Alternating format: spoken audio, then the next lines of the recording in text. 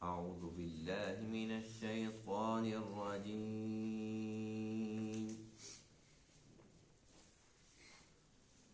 بسم الله الرحمن الرحيم.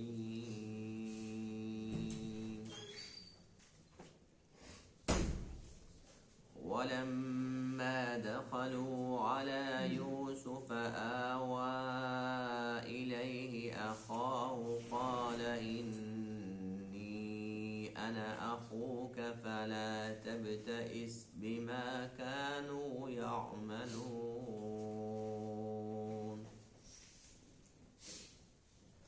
فلما جهزهم بجهازهم جعل السقاية في رحل أخيه ثم أذن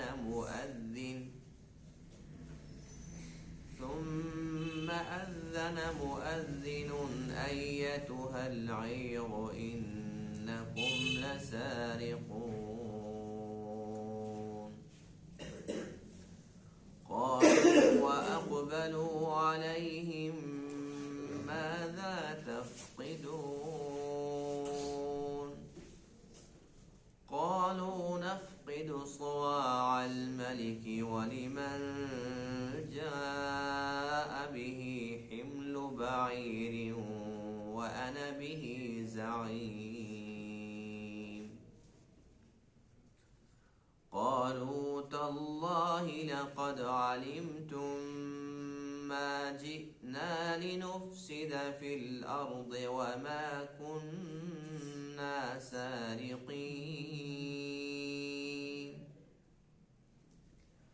قالوا فما جزاؤه إن كنتم كاذبين.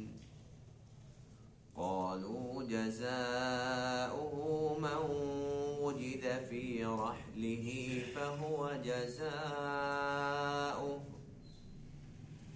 كذلك نجزي الظالمين. صدق الله العظيم.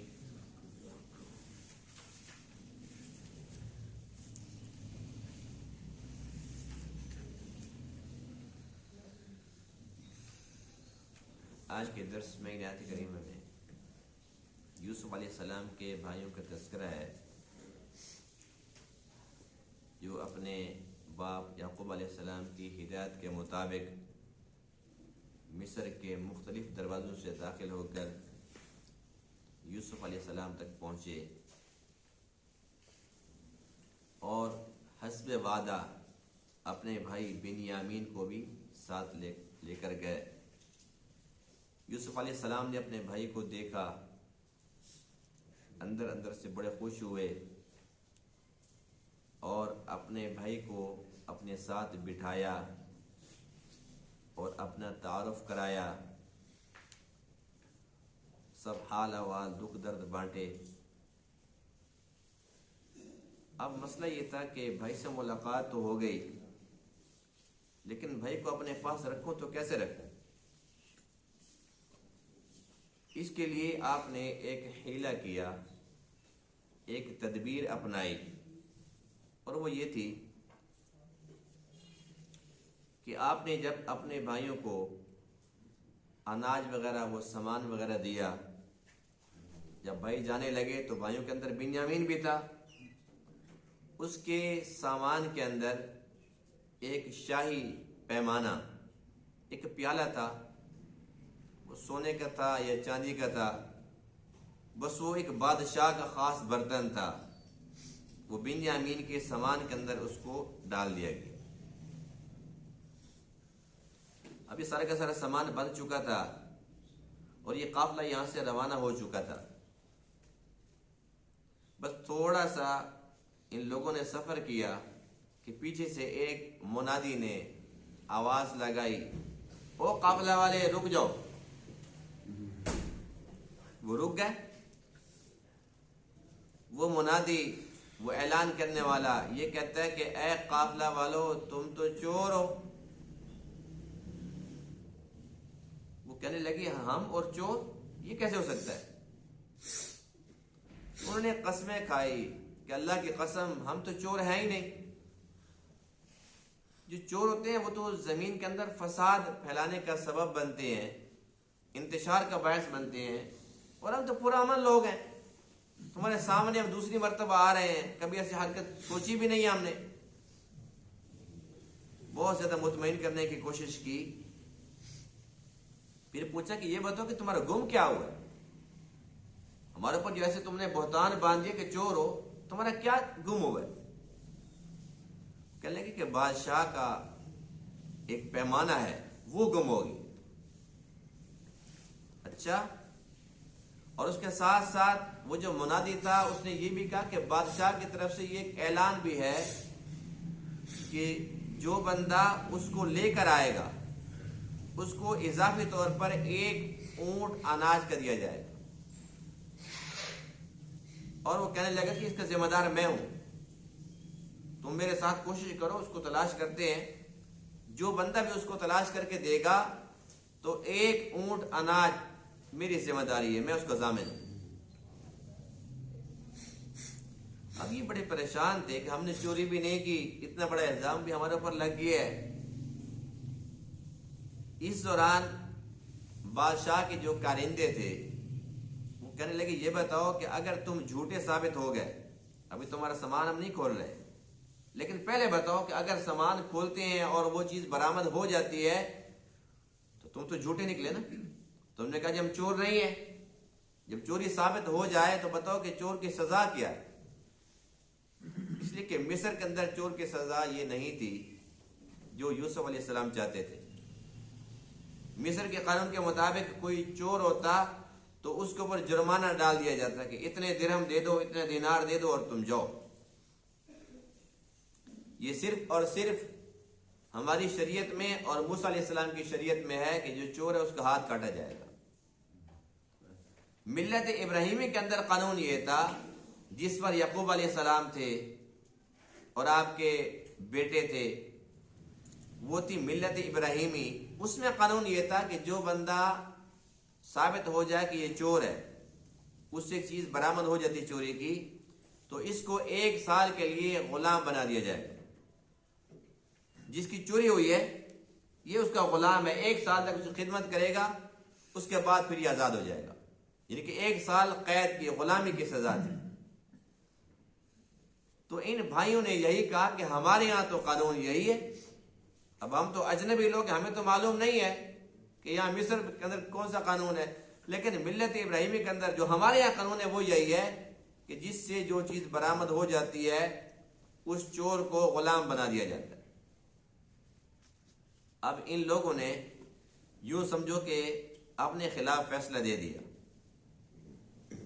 بس یہ ایک سبب تھا, یہ ایک تدبیر تھی, یہ حیلہ تھا یوسف علیہ السلام کا جو آپ نے اپنایا. اور اس طریقے سے چونکہ وہ خود جانتے تھے کہ ہم نے برتن اس کے اندر رکھا ہوا ہے, وہ جب برآمد ہو جائے گا تو بنیامین کو 1 سال تک ہمارے پاس رہنا پڑے گا بطور غلام. ہم نے غلام جس کو نہیں بنانا, ہمارا بھائی ہے, لیکن اپنے پاس رکھنے کے لیے ہمارے پاس ایک بہترین ایک فارمولہ ہے جو زبردست طریقے سے ہم اس کے اندر کامیاب ہو جائیں. تو یہ ایک تدبیر تھی جو آپ نے اپنائی اور اللہ نے آپ کو خود یہ تدبیر سکھائی تھی. تو اس طریقے سے جو بنیامین تھے وہ یوسف کے پاس چلے گئے, اور پھر جب بھائی واپس جاتے ہیں پھر وہاں کیا منظر ہوتا ہے, کیا ان کی پریشانیاں ہوتی ہیں, اور یعقوب علیہ السلام کتنے ناراض اور غمگین ہوتے ہیں, اس کا ذکر انشاءاللہ آئندہ درس میں ہوگا. اس کا ترجمہ دیکھیے. وَلَمَّا دَخَلُوا عَلَى يُوسُف, اور جب وہ داخل ہوئے یوسف علیہ السلام کے پاس, آوا الیہ, یوسف علیہ السلام نے جگہ دی, ٹھکانہ دیا اپنی طرف, اخاہو, اپنے بھائی کو, اپنے بھائی کو اپنے قریب کر دیا. قالا, اور آپ نے فرمایا, انی انا اخوک, بے شک میں تیرا بھائی ہوں, تعارف کروا دیا.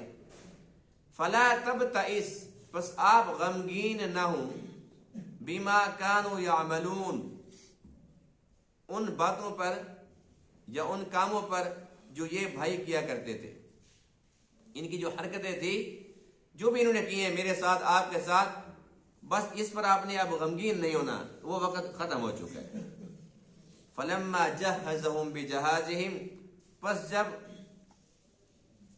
انہوں نے ان کا سامان تیار کرایا، سامان باندھا، سامان تیار کرایا، جعل السقایۃ فی رحل اخیہ، تو وہ جو پانی پینے کا برتن تھا، پیالہ تھا، اس کو رکھ دیا اپنے بھائی کے سامان کے اندر۔ ثم اذن مؤذن، پھر اعلان کیا ایک اعلان کرنے والے نے۔ مؤذن کا معنی ہوتا ہے اعلان کرنے والا۔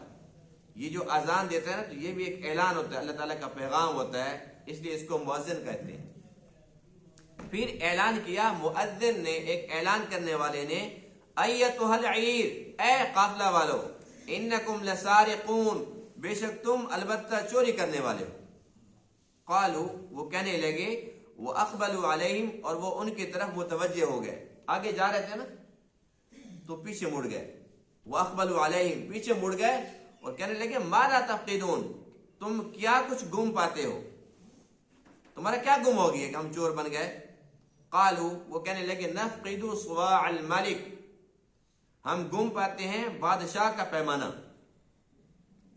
وَلِمَنْ جَاءَ بِهِ، اور اس کے لیے اعلان ہے بادشاہ کی طرف سے جو اس کو لے کر آئے گا، جو وہ برآمد کر کے لے کے آئے گا، تلاش کر کے لے کے آئے گا، حمل بعیر، ایک اونٹ کا بوجھ، یعنی کہ ایک اونٹ اناج اس کو ملے گا، وَأَنَا بِهِ زَعِيمٌ، اور میں اس بات پر ضامن ہوں۔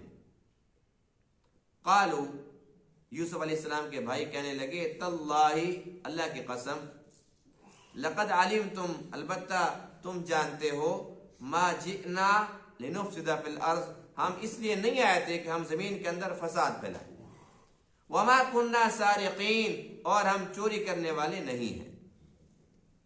قالوا، وہ کہنے لگے، یعنی کہ یوسف علیہ السلام کے جو کارندے تھے وہ کہنے لگے فما جزاؤہ، پس کیا سزا ہے، ان کنتم کاذبین، اگر تم جھوٹے ثابت ہو گئے۔ قالوا، وہ کہنے لگے سزا اس کی یہ ہے، بدلہ اس کا یہ ہے اس چوری کا، من وجد فی رحلہ، کہ وہ پیمانہ پایا گیا جس کے سامان میں، فہو جزاؤ، پس وہ خود اس کا بدلہ ہے، بس وہ غلام بن جائے گا۔ کذالک نجزی الظالمین، اسی طرح ہم بدلہ دیتے ہیں ظالم لوگوں کو، ہمارے یہاں قانون یہی ہے۔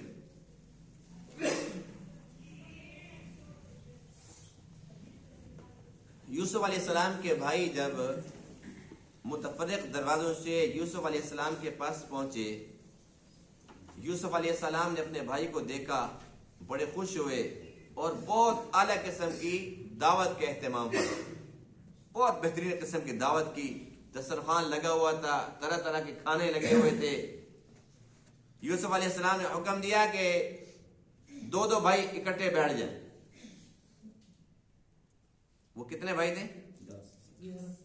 11 تھے، اور کہ دو دو اکٹھے بیٹھ جائیں۔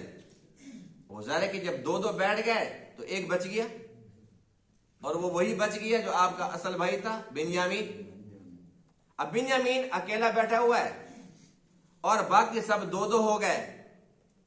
یوسف علیہ السلام نے فرمایا کہ اچھا اب تیرے ساتھ تو تیرا بھائی ہے نہیں، چلو میں تیرے ساتھ بیٹھ جاؤں۔ بنیامین کہنے لگا آپ بیٹھ جاؤ، اتنی خوش نصیبی کہاں، میں کہاں اور آپ کہاں؟ کہنے لگا یہ تو بہت بڑی خوش نصیبی ہوگی اگر آپ میرے ساتھ بیٹھ جائیں، کہ میرا تو بھائی جو نہیں ہے۔ حضرت یوسف فرمانے لگے کوئی بات نہیں ہے، چلو میں تیرا بھائی ہوں، آؤ ہم دونوں اکٹھے بیٹھ جاتے ہیں۔ جب اکٹھے بیٹھ گئے، آپ پوچھا کہ تیرا نام کیا ہے؟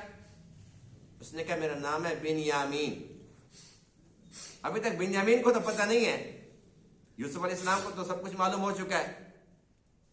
حضرت یوسف فرماتے اچھا بنیامین کا معنی کیا ہے؟ بنیامین نے کہا، بن کا معنی بیٹا ہوتا ہے، یامین کا بیٹا، بنیامین۔ بنیامین کہنے لگے کہ بنیامین کا معنی ہے کہ گم کردہ کا بیٹا، گم کردہ کا بیٹا۔ حضرت یوسف پوچھنے لگے کہ پھر تیرا نام یہ کیوں رکھا، تجھ سے کون سی چیز گم ہو گئی تھی؟ بنیامین کہنے لگے گم کیا ہوا تھا؟ میں پیدا ہوا میری ماں ہی گم ہو گئی، میری ماں فوت ہو گئی، بس ماں جو فوت ہوئی تو میرا نام بنیامین رکھ دیا۔ یوسف فرمانے لگے اچھا اب سمجھ آ گئی کہ تیرا نام بنیامین کیوں ہے۔ اچھا یہ بتا کہ تیرا کیا خیال ہے کہ اگر میں تیرا بھائی بن جاؤں تو اس بات کو پسند کرے گا؟ تو وہ بنیامین کہنے لگے کہ میرا بھائی کیسے بن سکتا ہے؟ میرا بھائی تو وہ تھا کہ جس کو یعقوب اور راحیل نے جنا تھا۔ میرا باپ یعقوب اور میری ماں کا نام راحیل تھا، میرا بھائی تو وہ تھا اور وہ تو گم ہو گیا۔ جب یہ باتیں ہونے لگی نا تو تعارف بھی ہو گیا اور اندر کی ساری باتیں بھی آپ نے لے لی۔ بس ان لمحات کے اندر نا بنیامین کے منہ سے یہ بات نکلی کہ میرا بھائی تو گم ہو گیا اور آپ جیسا بھائی کس کو مل سکتا ہے؟ آپ کہاں، آپ جیسا بھائی تو کسی نصیب والے کو مل سکتا ہے، میری قسمت کہاں؟ میرے تو ایک ہی بھائی تھا وہ بھی گم ہو چکا ہے۔ تو بس یوسف علیہ السلام جب یہ بات سنتے ہیں نا تو آپ پہ رکت آ رہی ہو، یعنی کہ وہ جو محبت تھی نا بھائی کی اندر تو تھی، لیکن جب اس کا اظہار دیکھا الفاظ کے اندر، انداز کے اندر، تو دل میں وہ ایک جو تھی نا آگ جل رہی تھی ایک محبت کی، بس وہ بھڑک اٹھی آگ۔ فرمایا کہ اچھا یہ اس کے جذبات تو ہے نا بھائی کے بارے میں۔ تو سارا کا سارا منظر یاد آ گیا کہ چلو میں تو چھوٹا سا تھا، میرے ساتھ تو جو ہوا سو ہوا، لیکن اتنا عرصہ گزر گیا اس کو بھائی بھولا تو نہیں ہے۔ میں جتنے بھی آفریں دے رہا ہوں کہ میں بھائی بن جاؤں، یہ پھر اپنے اسی بھائی کو یاد کر رہا ہے۔ بس یہ ساری کی ساری باتیں، اب وہ سارے بھائی آپ کے کھانے کے اندر لگے ہوئے ہیں لیکن ان کی توجہ کھانے کی طرف نہیں ہے، اپنے اپنی محبت کا اظہار اور اپنے ایک دوسرے کے قریب ہوتے جا رہے ہیں۔ بس کرتے کرتے یوسف علیہ السلام سے برداشت ہی نہیں ہوا۔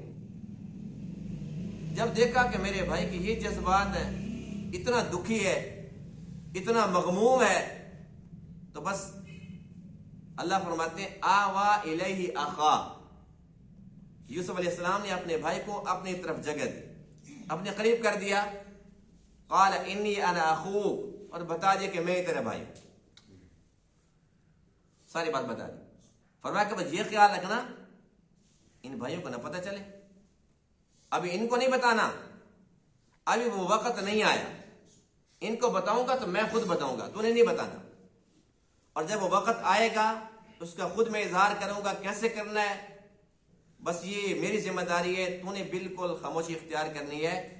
اب اگلا کام دیکھ کے میں تجھے اپنے پاس کیسے رکھتا ہوں۔ اور یہ بھی فرق تسلی دی ہے فلا تبتئس بما كانوا يعملون، اب تک جو تیرے ساتھ ہوا مجھے پتہ ہے میرے ساتھ کیا کیا تھا، کنویں کے اندر پھینکا تھا اور مجھے سارے کے سارے وہ دکھ یاد ہے، پھر تیرے ساتھ جو یہ سلوک کرتے رہے وہ بھی سارا کا سارا مجھے یاد ہے۔ انہوں نے جو کچھ کیا اس پر اب غمگین نہیں ہونا، بس وہ دن ختم ہو گئے، اب ہم دونوں بھائی اکٹھے ہو گئے ہیں اور اب ان کو ہم بتائیں گے۔ بس اس کے بعد پھر آپ نے ایک تدبیر، ایک حیلہ اختیار کیا کہ بھائی کو تو پتہ چل گیا، اب اس وقت کے جو جذبات تھے وہ الفاظ کے اندر بیان کرنا ممکن نہیں۔ 40 سال کے بعد جب آپس میں دونوں بھائی مل رہے ہیں اور اجنبی بن کے مل رہے ہیں، اور پھر جب آپس کے اندر تعارف ہوتا ہے تو بنیامین کتنے خوش ہوئے ہوں گے کہ میرا بھائی تو کنویں کے اندر چلے گیا تھا، میں نے کہا اس کو بیڑے کھا گیا، پتہ نہیں وہ کہاں چلا گیا، زندہ بھی ہے کہ نہیں ہے، اور میرا بھائی بادشاہ بن گیا ہے، میرا بھائی نبی بن گیا ہے، آج ساری دنیا کے لوگ اس کے پاس غلہ لینے آ رہے ہیں، تو کتنی خوشی ہوئی ہوگی بھائی کو۔ اب اس خوشی کو الفاظ کے اندر بیان کرنا ممکن ہی نہیں، بس وہ خوشی اللہ بہتر جانتے ہیں کہ وہ کیسی تھی۔ اور یوسف علیہ السلام کو جب تسلی ہو گئی اور جب بھائی کی باتیں سنی، بھائی کی تڑپ دیکھی اندر سے کہ میں آپ کو کیوں بھائی بناؤں، میرا بھائی تو وہ تھا جس کو یعقوب اور راحیل نے جانا تھا، وہ اسی بھائی کو پھر یاد کیے جا رہا ہے۔ اتنے پیارے بھائی ہونے کے باوجود وہ کہتے ہیں میرا بھائی تو وہ تھا، میرا بھائی تو وہ تھا۔ جب یہ محبت دیکھی تو اس وقت آپ کے جذبات کیا ہوں۔ بہرحال اگلا کام اب یہ تھا کہ کس طریقے سے میں بنیامین کو اپنے پاس ٹھہراؤں۔ اب وہ تو ادھر سے قسمیں اٹھا کے آیا تھا نا کہ ہم ہر حال میں لے کے آئیں گے۔ یوسف علیہ السلام یہ سوچ رہے تھے کہ کسی صورت اس کو میں نے جانے نہیں دینا، تو آپ نے یہ کام کیا کہ اپنا ہی ایک برتن اپنے کارندوں کے ہاتھ اپنے بھائی بنیامین کے سامان کے اندر رکھوا دیا، اور پھر اس کے بعد منادی کو پیچھے بھیج دیا، قافلہ روانہ ہو گیا۔ اب بنیامین بھی تو ساتھ جا رہا تھا نا، آپ کو پتا تھا کہ یہ جا رہا ہے لیکن اس کو میں نے کیسے واپس بلانا۔ تو وہ قافلہ والے جو تھے ان سے جب پوچھا گیا کہ تمہارے ہاں کیا سزا ہے چور کی، وہ جو بھی تو مطمئن تھے، انہیں سچی سچی بات بتا دی کہ ہمارے یہاں سزا یہ ہے کہ جو چور ہوتا ہے اس کو غلام بنا دیا تھا 1 سال کے لیے۔ انہیں پتا تھا کہ ہم تو چور ہیں ہی نہیں، اس لیے سچی بات بتا دی۔ یہ تو پتہ نہیں تھا کہ ہمارا ہی بھائی پھنسے گا پھر، اور ہمارے اوپر اب مصیبت آنے والی ہے۔ اب یہاں سب سے اہم ترین سوال اور بہت بڑا سوال وہ یہ ہے کہ یوسف علیہ السلام اللہ تعالیٰ کے نبی، اور خود اپنا ایک سامان، اپنا ایک پیالہ یا جو بھی ایک پیمانہ تھا، سونے کا تھا، چاندی کا تھا، جیسا بھی تھا، ایک اپنی چیز جان بوجھ کر کسی کے سامان میں رکھوانا اور پھر اس کے بعد اس پر چوری کا الزام لگانا، اور اس کے بعد پھر اس جرم کے اندر اس کو اپنے پاس ٹھہرا لینا، ظاہر سی بات ہے کہ یہ تو گناہ کا کام ہے۔ ایسی بات ہے کہ نہیں کہ جان بوجھ کر کسی کو بدنام کرنا، اتنا بڑا الزام لگانا کہ یہ چور ہے، اور پھر وہ چیز برآمد بھی ہو جائے، اور جس سے برآمد ہوئی اس کا قصور بھی کوئی نہیں ہے، سارے کے سارے بھائی بدنام بھی ہوئے، قصور کسی کا بھی نہیں تھا، یہاں تک کہ جس کے پاس سے وہ برآمد ہوا قصور اس کا بھی نہیں تھا، اس کو پتہ بھی نہیں تھا۔ تو یہ ایک گناہ کا کام تھا، جبکہ اللہ کے نبی معصوم ہوتے ہیں، وہ تو پاک ہوتے ہیں، وہ تو گناہ کر ہی نہیں سکتے۔ یوسف علیہ السلام نے یہاں پر یہ کام کیسے کر لیا؟ بات سمجھ آ گئی؟ اب چونکہ یہ اہم ترین سوال تھا تو اس کے جو جوابات ہیں مفسرین کرام نے بہت سارے لکھے۔ مثال کے طور پر ایک یہ بھی لکھا ہے کہ وہ یوں نہیں کہا تھا کہ تم چور ہو، بلکہ پوچھا تھا کیا تم چور ہو، لیکن یہ بات دل کو نہیں لگی، اس لیے کہ یہ پوچھنے کی کیا ضرورت پیش ہے، کیا تم چور ہو، بلکہ کسی کو ایسے پوچھ سکتا ہے۔ اصل بات اور تھی، اصل بات یہ ہے بسا اوقات ایسا ہوتا ہے کہ ایک ہوتا ہے جھوٹ بولنا، وہ تو گناہ ہے، ایک ہوتا ہے کہ جھوٹ نہ بولا جائے، توریے سے کام لیا جائے۔ توریہ اس کو کہتے ہیں کہ ایک انسان جو بول رہا ہوتا ہے اس کی مراد کچھ اور ہوتی ہے، اور جا کے سننے والا ہے وہ کچھ اور سمجھ رہا ہوتا ہے۔ اور اس کی مثال بھی قرآن کے اندر موجود ہے کہ جب ابراہیم علیہ السلام کو ان کے گھر والوں نے کہا کہ آج میلہ ہے اور ہم چلیں گے وہاں پر خوب کھیل تماشا ہوگا، او ہمارے ساتھ چلو، فنظر نظرة في النجوم فقال انی سقیم، ابراہیم علیہ السلام نے اوپر دیکھا ستاروں کی طرف، رات کا ٹائم تھا، ستارے تھے، دیکھے، ایسے ہی دیکھا، لیکن دیکھنے کا مقصد کچھ بھی نہیں تھا۔ جب اوپر دیکھا اور پھر فرمایا فقال انی سقیم، میں تو بیمار ہوں۔ اب انہیں کہتے اچھا اوپر بھی دیکھ رہا تھا اور پھر کہتے میں بیمار ہوں، چلو کوئی بات نہیں، آپ گھر میں رہ جاؤ۔ اب یہاں پر آپ بیمار نہیں تھے، آپ کو بخار نہیں تھا، آپ کے سر میں درد نہیں تھا، کوئی تکلیف نہیں تھی، آپ نے فرمایا کہ میں بیمار ہوں، لیکن آپ کی مراد یہ تھی کہ میں بیمار ہوں، کیا مقصد؟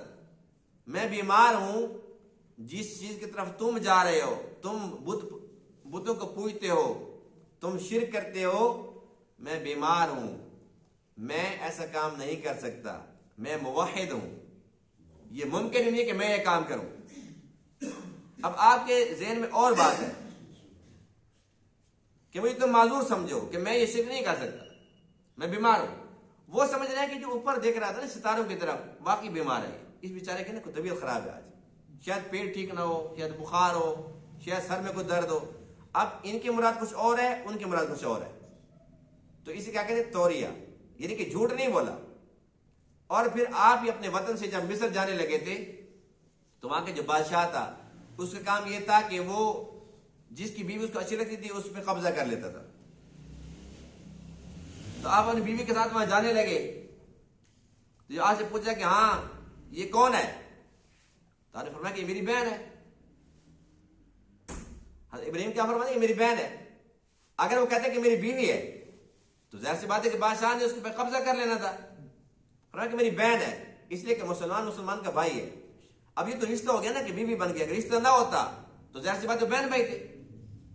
تو مراد وہ تھی کہ جب اللہ کا قانون یہ ہے, اللہ کا فیصلہ یہ ہے کہ سب کے سب ایمان رابطے کے اندر بھائی ہیں. فرمایا کہ یہ میری بہن ہے. یہ نہیں کہ اگر نکاح نہ ہوتا تو میری بہن تھی, اور نکاح سے پہلے کیا تھی؟ بہن ہی تو تھی. پھر نکاح ہو کہ میری بیوی بن گئی ہے. تو اس طریقے سے آپ کی مراد کچھ اور تھی لیکن انہوں نے کچھ اور سمجھا. حضرت ابو بکر صدیق رضی اللہ تعالیٰ عنہ ہجرت کے سفر پہ اللہ کے نبی کے ساتھ جا رہے ہیں اور ایک ہی سواری پہ جا رہے ہیں. آگے سے ایک بندہ آ گیا, ابو بکر صدیق کو وہ جانتا تھا. ابو بکر یہ کون ہے؟ اور یہ وہ وقت تھا اللہ کے نبی کے بارے میں اگر بتا دیتے اللہ کے نبی ہیں تو اس وقت 100 اونٹ انعام تھا کہ جو خبر دے گا, جو قتل کر دے گا یا پکڑ کر لائے گا یا خبر بھی دے گا, 100 اونٹ انعام ملیں گے. ابو جان نے اعلان کر رکھا تھا. ابو بکر صدیق اگر جھوٹ بولتے تو آپ جھوٹ بول سکتے ہیں؟ جب ہیں صدیق, وہ تو صدیق ہے, وہ جھوٹ کیسے بولے گا؟ اب یہاں پر آپ نے پتہ کیا فرمایا کہ یہ ایک شخص ہے جو مجھے راستہ دکھاتا ہے. رجل یہدینی السبیل, یہ ایک مرد ہے, ایک شخص ہے, یہ مجھے راستہ دکھاتا ہے. اس نے کہا اچھا ٹھیک ہے کہ گائیڈ ہے, یہ راستہ دکھانا چاہ رہا ہے. تجھے راستے کا پتہ نہیں ہوگا نا. اب چپ ہو گئے. لیکن آپ کے اندر یہ بات تھی کہ مجھے راستہ دکھاتا ہے جنت کا. یہ راستے تو میں نے خود دیکھے, میں سب کچھ جانتا ہوں. آپ کی مراد کچھ اور ہے لیکن اگلے بندے نے کچھ اور سمجھ لیا.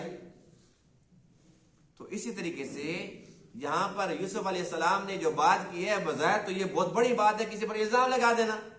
الزام نہیں تھا, یہاں بھی بات وہی تھی کہ تم چور ہو, اور آگے مراد یہ تھی کہ تم وہ چور ہو, اس پیالے کے چور نہیں ہو. یہ تو ہم نے خود رکھوایا ہے, یہ تو ایک تدبیر ہم نے کی ہے, اس کی تو بات ہی نہیں ہو رہی. تم یہ سمجھ رہے ہو اور ہم جانتے کہ تم چور ہو. کنویں کے اندر پھینکا تھا, اس کے بعد وہاں سے کسی نے نکالا, مجھے کہا غلام ہے, غلام بنا دیا, پھر مجھے بیچ دیا, پھر پیسے کھائے. وہ چوری کے پیسے نہیں تھے.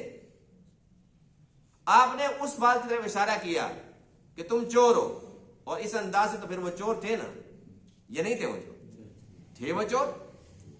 آپ کی بات تو سچی تھی. تو اللہ کے نبی جو بات کرتے ہیں وہ سچی ہوتی. حدیث پاک میں ہے کہ جو مسلمان ہے اس کے لیے تو یہ بھی جائز نہیں ہے کہ وہ مذاق کے اندر جھوٹ بولے. مذاق بھی کرے تو وہ بھی سچ بنا, اس میں بھی جھوٹ نہ. اور حضور علیہ السلام اس طریقے سے صحابہ کرام کے ساتھ کئی بار مذاق فرمایا کرتے تھے, لیکن اس کے اندر جھوٹ والی بات نہیں ہوتی تھی. جس طریقے سے ایک بڑی عورت آئی اور اس نے کہا جی بس آج میرے لیے دعا کریں کہ میں جنت میں چلی جاؤں, بڑھیا ہو گئی ہوں. فرمایا کہ بڑھیا تو جنت میں جا ہی نہیں سکتی. وہ تو رونے لگ گئی. جب وہ بہت زیادہ رونے لگی تو فرمایا کہ بھئی وہاں تو جوان بن کر جائے گی نا, تو کس لیے رو رہی ہے؟ تو جائے گی لیکن بڑھیا نہیں جا سکتی, تو جوان بن کر وہاں پر جائے گی. پھر وہ خوش ہو گئی. تو دیکھو یہ ایسی بات تھی جو آپ نے فرمایا, آپ کا مقصد کچھ اور تھا, اس نے کچھ اور سمجھا. اسی طریقے سے ایک اور عورت آئی اور اس نے کہا کہ جی میرا شوہر ہے وہ تو بیمار ہوگی, آپ اس کے لیے دعا فرما دیں. تو آپ نے فرمایا کہ ہاں اس کی تو آنکھوں میں سفیدی آ گئی. وہ تو رونے لگے. یعنی کہ اس کے ذہن میں یہ بات ہے کہ جب بندہ مر جاتا ہے تو پھر سفیدی آ جاتی ہے, اس کا مطلب ہے کہ وہ نہیں بچتا, بس مر گیا.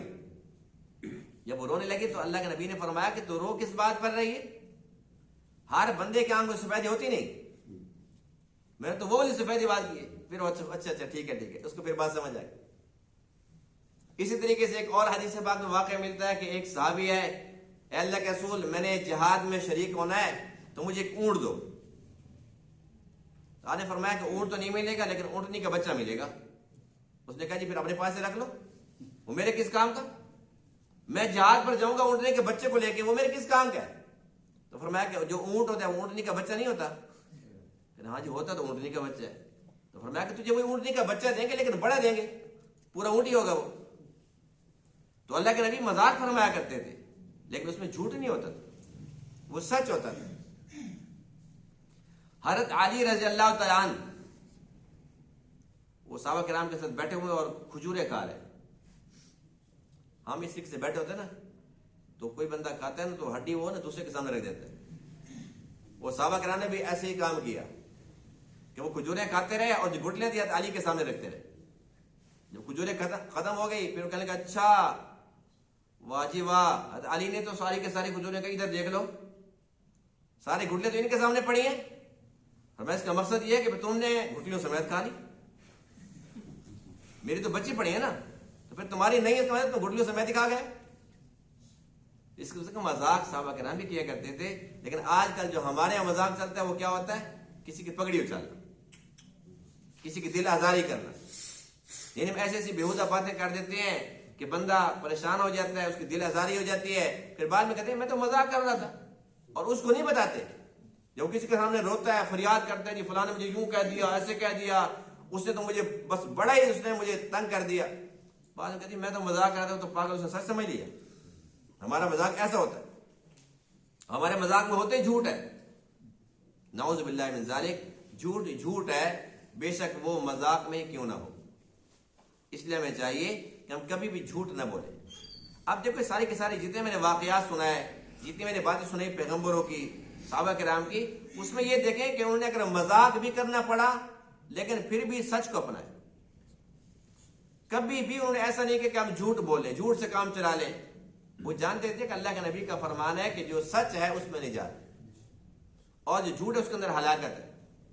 ایک جھوٹ انسان اگر بول لیتا پھر اس کو سچ ثابت کرنے کے لیے 10 اور بولنے پڑتے ہیں جھوٹ. پھر اس کے بعد وہ جھوٹ 11 ہو جاتے ہیں.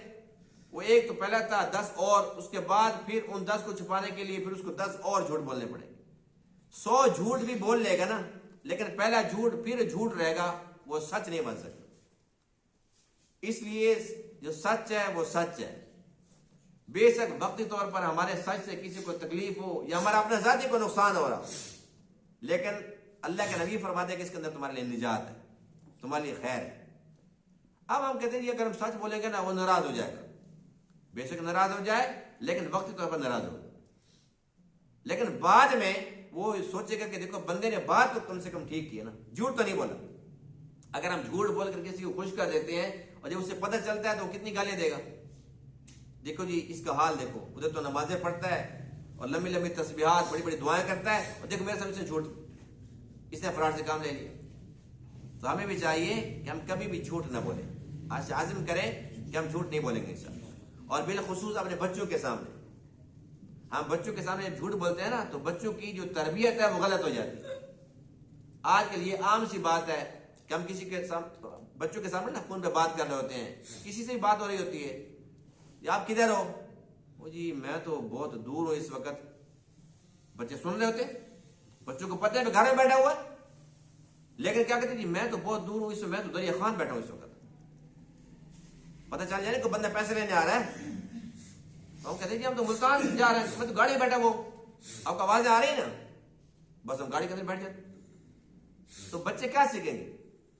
اور پھر بچوں کو ہم کیا کہتے ہیں, باہر کو آیا کچھ مانگنے والا, خصوصاً آج کل جیسے روٹین چل رہی ہے, اور ہمیں پتہ ہے جی بندہ آ گیا, وعدہ تھا, اس کو پیسے دینے ہیں.